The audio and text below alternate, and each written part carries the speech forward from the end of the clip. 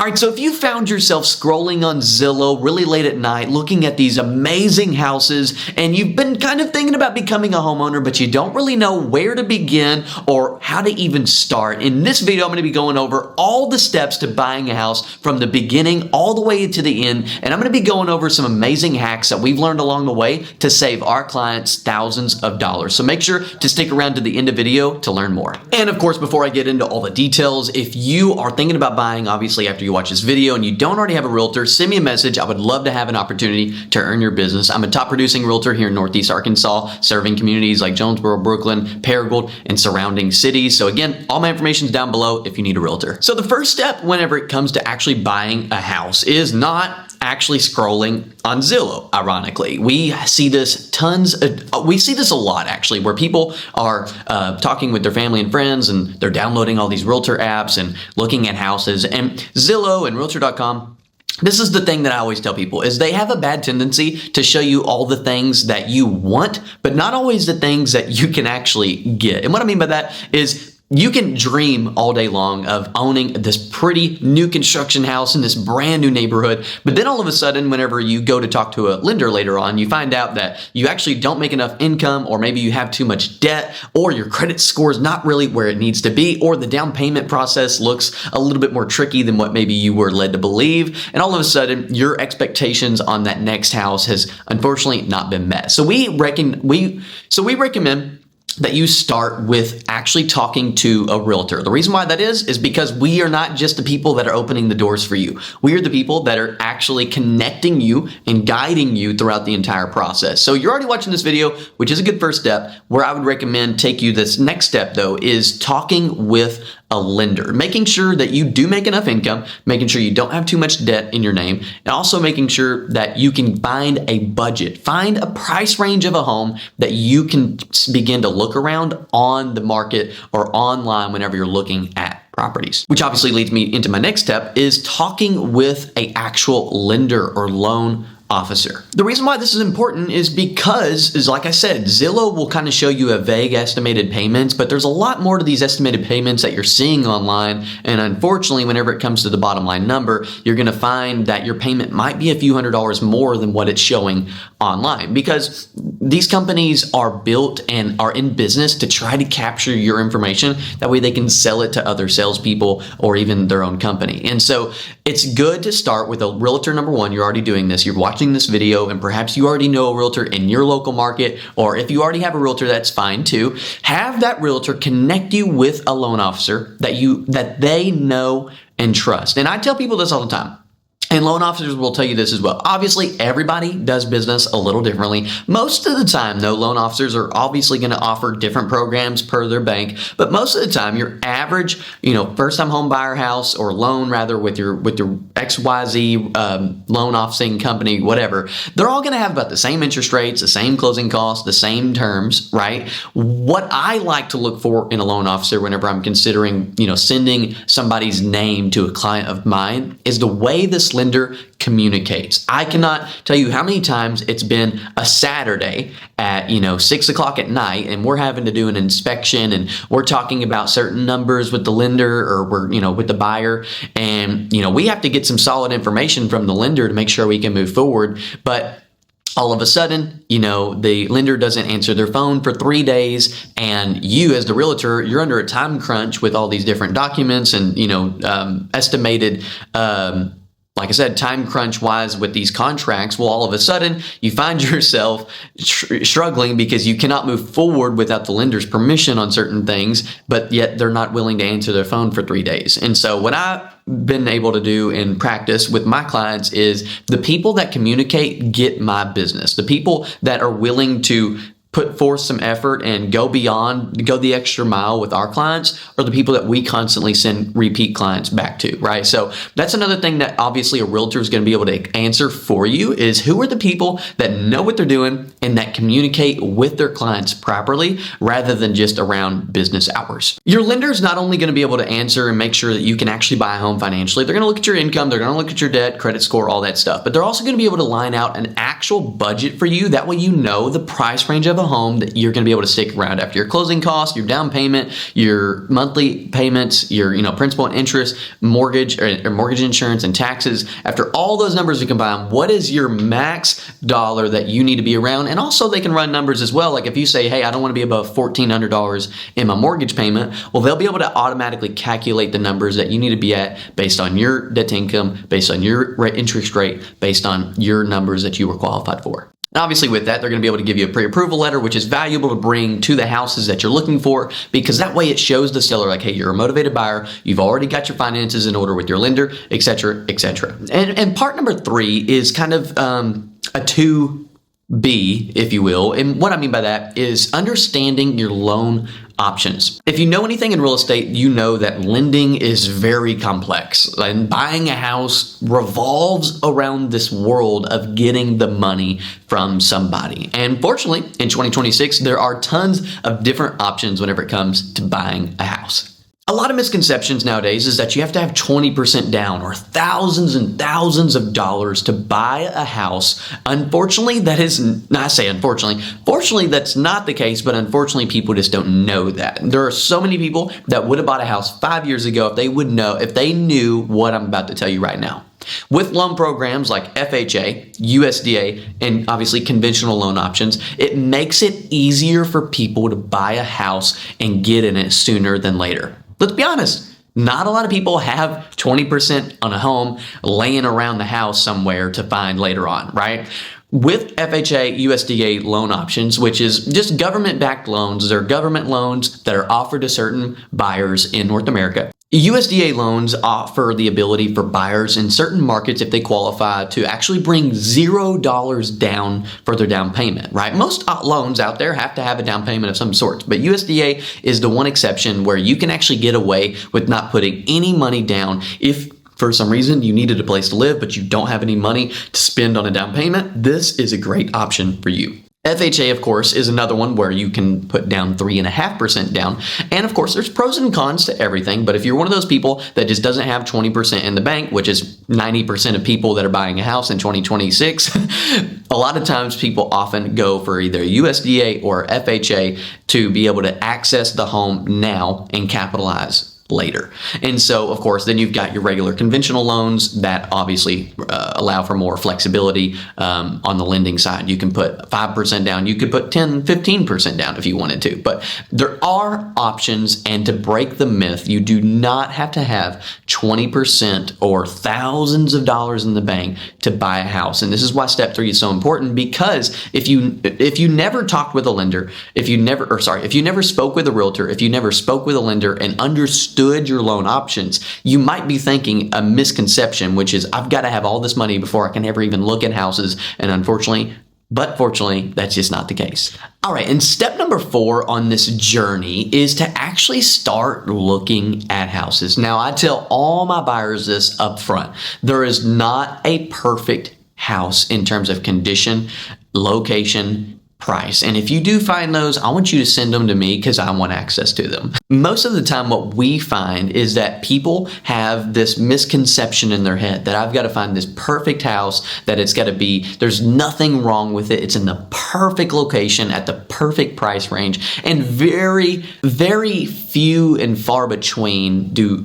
houses like that come available for those people. Not to mention, if you were that specific with that specific criteria, chances are there's a lot of people that have that type of criteria, and those homes usually will fly off the market before you and I ever even have an opportunity to see them. And so I said all of that to say to go and start looking at houses, because chances are by the time you have this set standard of what your next house or your house should be like and all this stuff, it's probably going to actually change by the time you actually end up writing an offer on this property. And so this is where Zillow becomes effective. You can use Zillow, Realtor.com. I also have my personal website where we don't actually sell your information to other salespeople, and you can use it freely. And if you want access to that, I'll put a link in the description below for you to download. And obviously, if you see a property on there that catches your eye, you can obviously click a button and it sends it directly to me. That way I can help you look at that property and schedule a showing.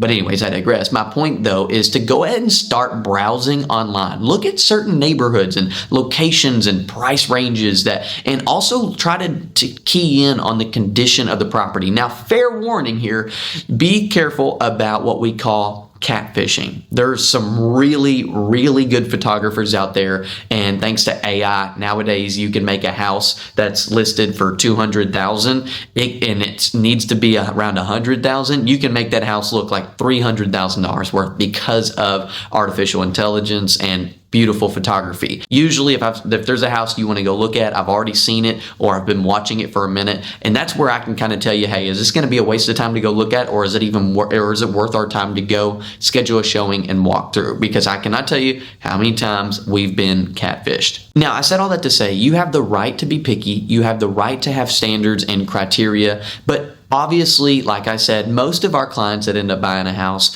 are willing to have some trade-offs whenever it comes to buying one. And that's just because it's very hard to find the perfect property. It's not cheeky salespeople trying to trick them into buying something that they hate. I actually do take pride and pleasure in making sure my people love the house that they're going to be living in, because at the end of the day, I want your next house to be a blessing, not a curse. I don't want to get you in there and you buy this sucker and then in 30 days you hate the location or you hate the layout of the house or you hate the condition that it's in. We want to make sure that the house that you're buying is going to serve you for years to come. All right, and step number 5 is kind of where people get a little nervous, and it's where you actually step out and make an offer. Now, whenever it comes to talking about that, people don't even know what that means. And what making an offer really means is when you do go ahead and find a property that you like. Let's pretend we go and we walk through 5 homes and you have this one that really caught your attention, right? And this is the part or the transition from dreaming to reality. This is where the real home buying process starts to feel legitimate. And it's where you turn around and you look at me and you say, Talon, we love this house. What do we do? And that's where I come in and I help not only pick a number to offer the seller, but there's actually strategy that goes into play when buying a house. And now here's the cool part about the market that we're in at this moment of shooting the video is buyers have a built-in advantage when buying a house right now. What I mean by that is the interest rates are a little bit higher, homes are sitting on the market longer, therefore sellers will often tend to negotiate certain terms in an offer that maybe aren't the most standard whenever it comes to real estate in general. What I mean by that is it was often or is common whenever interest rates were really low a few years ago, where buyers would give multiple thousands of dollars above what they were asking, and they would pay all their expenses by themselves. Well, that's just not the case anymore. And so what sellers are more likely to do nowadays is pay for buyers' closing costs, do repair items on the house to make sure it's up to par for when you move into it, offer allowances. I had a client recently get like a $5,000 paint allowance just for paint. Brother, paint don't cost that much, but he still got it. And so, not to mention, he was able to get all of his closing costs taken care of, which was a big plus. And so, there's a couple different key features and actual figures that we put in the contract to make sure that we save this money from your pocket and we kind of put it back onto the seller if possible. And oftentimes, if done right, both parties can feel like they are winning. During this process, it's easy to kind of panic and get a little worried. And obviously, there's things that can go on and people can counter your offer and negotiate.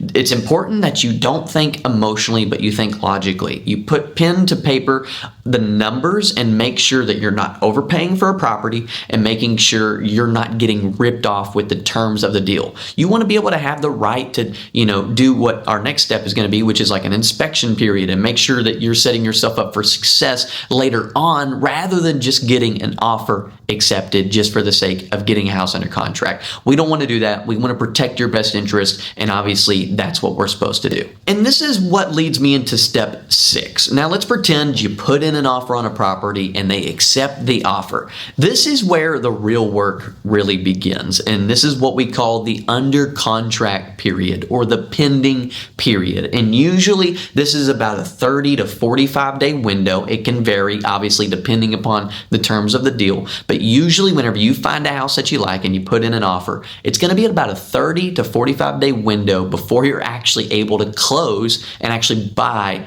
that house. And the reason why is because we've got a couple different stages that we go through before you're actually able to sign the dotted line. The first stage is usually the inspection period. The inspection period is where you, the buyer, go and hire or do it on your own a actual home inspector or do a home inspection yourself to make sure you inspect the mechanicals of the property, make sure that the functionality of the things of this house are actually up to par, making sure the roof is in good shape, making sure there's no major leaks up under the house, and making sure that the house is structurally sound, and make sure the windows open and close properly, and all the different things that would happen during a home inspection. And that's where we as realtors can help kind of guide you as well. We have a list of different home inspectors that we recommend and that we can offer to have, give you, that you can pick and choose who you might want to use. And this is a crucial part and stage of buying a house because you're not a home inspector. There's things that are wrong with that house that maybe we didn't see when we went and just viewed it for 15 minutes the very first time. We didn't check all the windows. We didn't crawl under the crawl space. We didn't crank the heat and air conditioning on up and down to make sure it's flowing properly. These are all things that you pay an inspector to do to make sure the home that you're buying has nothing major wrong with it that would cost you thousands and thousands of dollars or perhaps put you and your family in a very unsafe predicament. And this usually in our area ranges from about $300 to $500, and that is a responsibility of the buyer. And so it is your responsibility as a buyer to get a home inspection. You don't have to get one. It is highly advised by professionals to do that. That way, of course, you know what you're getting yourself into. The next stage is what we call the appraisal process or the lender's inspection. And so this is where the appraisal is going to come in, where you'll actually get a real value of the house that you're buying from the bank. This is where they make sure you're not overpaying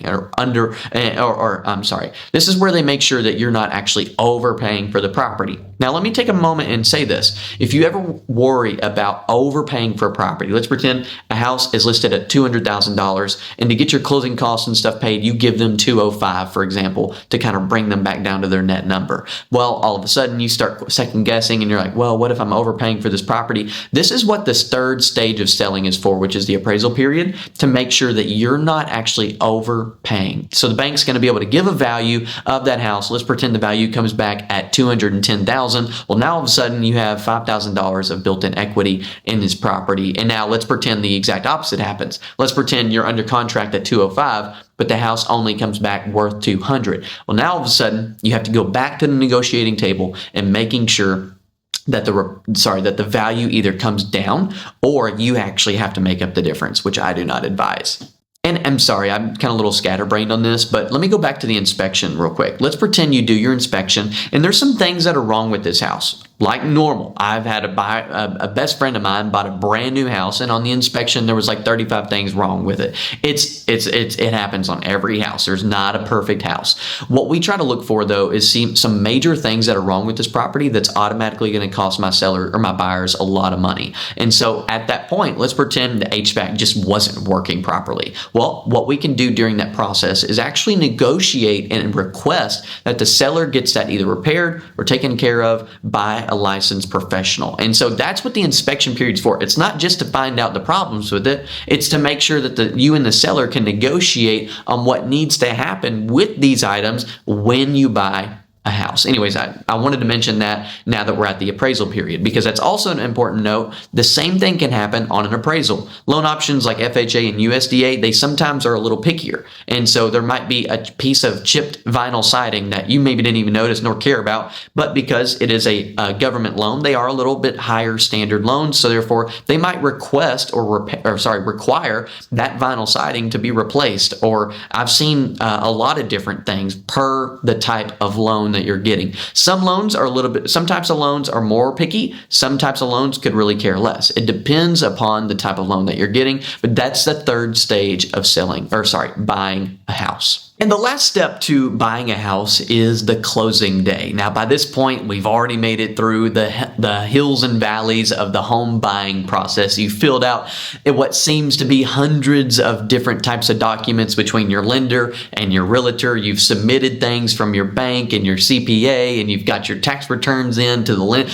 All these different tasks that you've made it through at this point are finally starting to come to a wrap. And closing day is very important, because this is where we do our final walkthrough before we actually buy the home. We want to go back out to the property one more time to make sure the house is still standing, make sure, if repairs were supposed to be done, make sure that they're all completed thoroughly. And then, of course, is where we go to the title company that finalizes and make sure that the recording of this purchase is written somewhere, recorded at the courthouse. That way your name is actually on this house, which is kind of the whole point.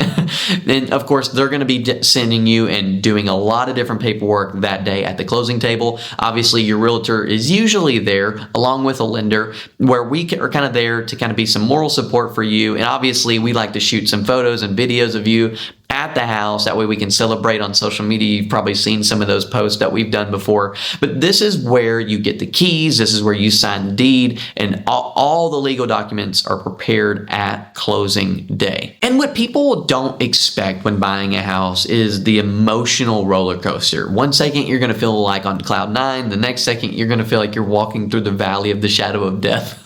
At the end of the day, this is why step one, if I could loop it all back, is so important. To have a realtor in your corner that's not just trying to complete a sale, but rather guide you throughout the process to make sure that you would feel comfortable and confident giving their name to somebody else because of how well they took care of you. And that's the way we approach every deal that we do at my company, is to making sure that you feel comfortable and confident giving my name to somebody else. And so, of course, don't tackle this alone. Don't do this process all by yourself, or just take someone's word or advice that maybe has done it once or twice. Do it with somebody that's done it dozens and dozens of times here in this market today. Not 10 years ago, not 20 years ago, but somebody that's relevant, that knows what they're doing, and that's a trusted individual. So I'm going to end this video with this. If you are considering becoming a homeowner in this year or in the next year,